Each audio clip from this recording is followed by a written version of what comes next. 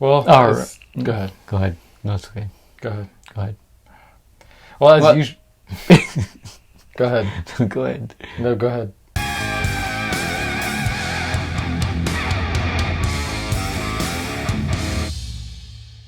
Welcome back to Drinks and Chill. My name is Gio. This is Matt, and today we are drinking my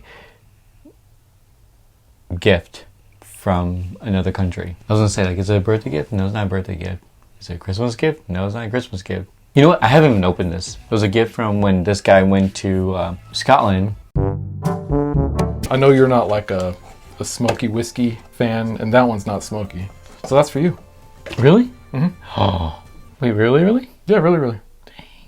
I had to get you something over there. Wait, have to. Well, yeah. And I haven't opened it. Yeah, he just didn't care. I did care. I looked at it and I was like, I want to open this, but this guy goes, you know what?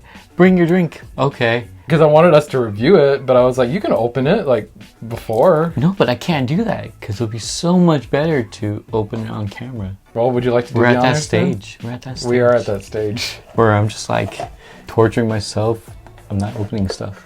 So this is such a nice bottle. I actually opened the box to look in it, but I just noticed that it's a 1 liter bottle. yeah, I know. Why'd you give me such a big bottle? It was like, this is the only size bottle that they were. Yeah, I was surprised. A lot of the bottles that they had there were the 1 liter size. Really? Yeah. Oh, wow.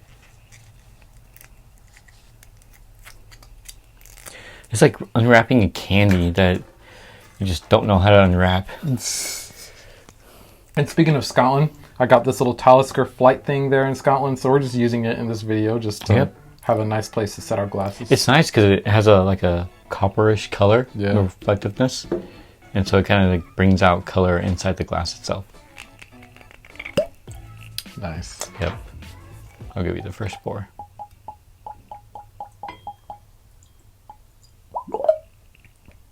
That was an interesting sound. All right, so here is our Tamnavulin. Tell us a little bit about Tamnavulin. So it's a Speyside single malt scotch. So it shouldn't be smoky in theory, which is why I got that one for you, because I know you don't really care for the smoky ones. It's finished in a Tempranillo wine cask. Tempranillo is for the most part made in Spain. I think there might be some made in other countries, but I think it originates in Spain. It was a scotch aged in a Spanish wine cask, basically. Okay, it's like a red wine? Mm-hmm. That's a red wine. We're gonna have to do a wine video one of these days, because if you guys remember our old background, we used to sit in front of a bunch of wine bottles. Mm-hmm. Wine was something that at least I used to really be into a while back, and I think you were, just because we would hang out all the time. But we're gonna have to do a wine video one of these days. Yeah. Cheers.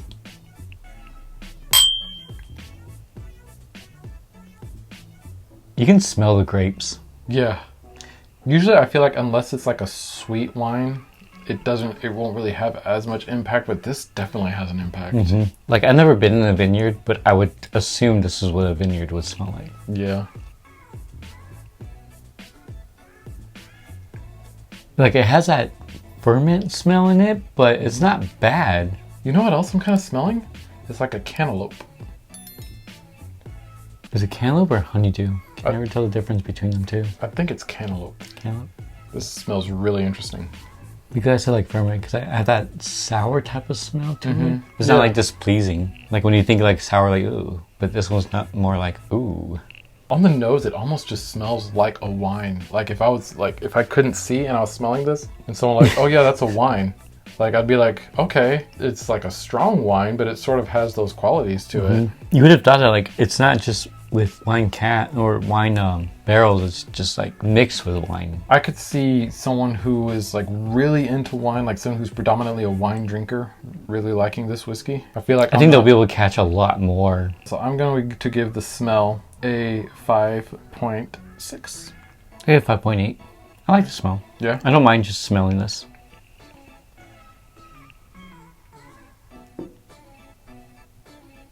Has some smokiness into it. Does it? You didn't get it? I got like an initial, like right on when it touched the palate, I got it. It's very thin on the It is. palate. There's a lot more it going kind of on like the smell. dissipated pretty quickly. Mm-hmm. When you first taste it, that's when you have to like try and get everything because it disappears real fast.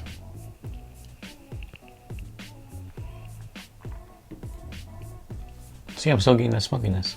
Mm. I guess you're more like a heavier smoker than I am. I don't smoke. Like in terms of like Scotch, you're more smoky. That being the case, it would be the other way around. The fact that I'm used to... Well, no, that's true. No, it'll be the other way around. Yeah. Because if you're accustomed to more heavier smoke, then lighter smokes are not... That's predominant. Mm. Yeah, I see what you're saying.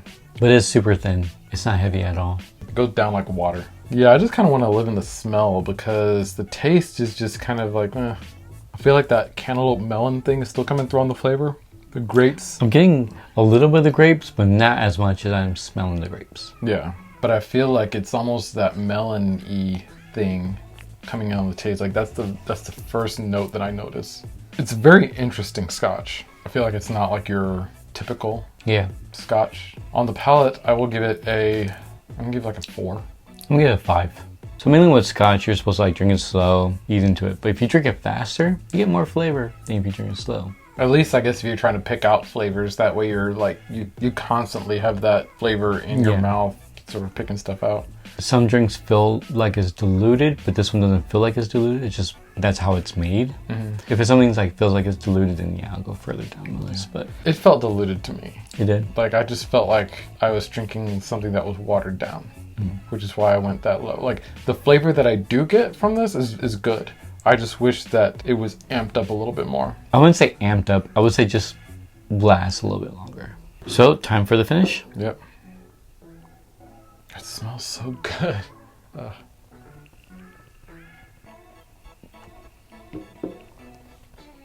So if you don't savor it in your mouth and you drink it a little bit quicker, the flavor lasts a little bit longer. There was more of a finish on it than I expected there to be. I still have that flavor kind of lingering. It's not bad, actually. It's the same as the flavor that you get like kind of on the front end. It's like a grapey flavor. Yeah, and it's just there on the finish. It's the same as the taste, basically. So for the finish, I will give it a 1.9.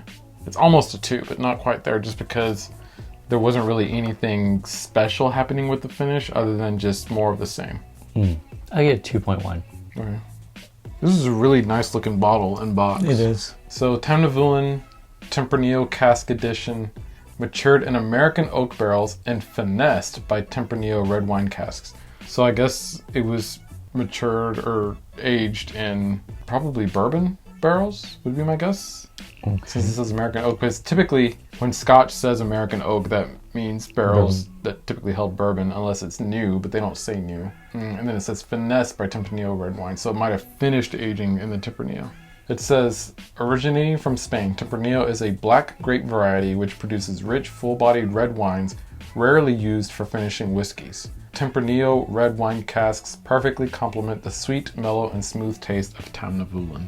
But that's true, though. I don't know if I've ever heard of a whiskey finished in a Tempranillo cask. So the color is an amber gold with touches of crimson.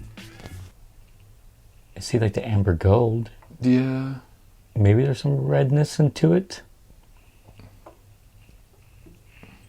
I don't know about the crimson, but yeah, I get where they're coming with the amber gold. So with the nose, it's aromatic, fruity notes of red berries, black currants, and rich fruit cake, with hints of vanilla and caramelized tangerines. Tangerine? Caramelized tangerine. Okay. You know what? I have to try caramelized tangerine because I think that's pretty good. That does sound good, right? They didn't say anything about grape or cantaloupe. Nope, no grape or cantaloupe. So the palate is going to be warm, sweet flavors of figs, maple syrup, and truffle apple, with notes of peaches, chocolate, ganache. Oh, I'm sorry. And a touch of coffee. You know what? I think I got figs. I was going to say, now that I'm smelling it, I haven't tasted it again, but I feel like I am getting a little bit of a chocolatey characteristic there. I think I got figs. I gotta go buy some Fig Newtons.